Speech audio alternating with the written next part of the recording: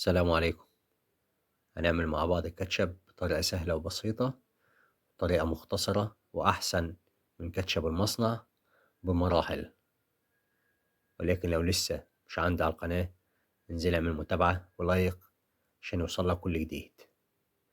طبعا ده كاتشب بعد تقريبا ساعة من وقت ما عملته تقيل طبعا كويس، ولكن بيتقل تاني بعد ما بيبرد كويس. حل على النار وهننزل ب2 لتر ونص من المية. نخلي المية بتاعتنا تغلي معانا أو تسخن معانا.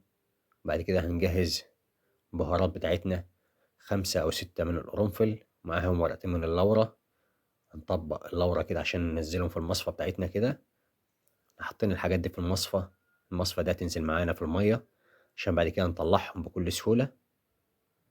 واللي ما عندوش حاجة زي كده ممكن يحطهم عادي في قلب المية، وبعد كده يصطادهم بمصفى اللي بيصفي بها الزيت. نفتح الحلة بتاعتنا وننزل دول. طبعا المية بتاعتنا شايفينها بيضة عاملة ازاي. طبعا لما المية تاخد من الروايح كويس، المية هتغمق شوية معايا. أجيب بولة وأنزل بكوبايتين من المية العادية، مية باردة عادي، وأنزل عليهم 6 معالق كبار من النشا، وأدوب النشا طبعا بتاعي كويس. بعد ما أحط 6 معالق أدوبه كويس، وبعد ما أدوبه أركنه على جنب. وأهم حاجة قبل ما أنزل بيه تاني فوق المية السخنة أديله تدويبة سريعة. ده الصلصة بتاعتي اللي هشتغل بيها.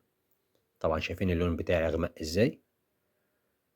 هبدأ أشتغل المصفى بتاعتي، خلاص مش محتاجها، خلاص كده خدت من الريحة والطعم تمام. هحتاج معايا سكر على حسب ما انتوا عايزين تعايروا، يا اما كوباية ونص من السكر او 15 معلقة من السكر. هي تقريبا كوباية ونص، ما كانش لو عايزين تتأكدوا من المعيار المظبوط 15 معلقة من السكر. واحتاج معايا 6 معالق من الصلصة.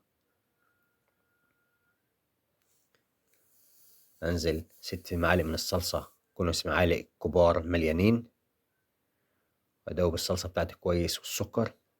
اهم حاجة ده كله يدوب كويس معايا. كل ما ندوب على فكرة، كل ما المية تسخن معايا كل ما اللون يديني لون احسن. واول ما انزل بالنشا اللون بتاعي هيفتح معايا جامد. اول ما يبدأ يغلي معايا تاني هيبدأ اللون يغير تاني معايا، ولكن مع التقليب المستمر عشان في الاخر ما يعملش معايا كتل في ارضية الحلة معايا من تحت. اهم حاجة التقليب المستمر. اهم حاجة التقليب بالذات في الفترة اللي يبدأ فيها المية تسخن معايا. طول ما المية لسه ما سخنتش هقلب شوية او اركن شوية مش مشكلة، ولكن اول ما احس ان المية بدأت تسخن معايا كويس ما بطلش تقليب. طبعا لسه المية طبعا ساقعة معايا، او هي كانت بدأت تغلي، بس اول ما نزلت بالمية اللي فيها النشا شايفين كده بدأت تسخن معايا المية، لان حرف الحلة بدأ اللون بتاعه يغير.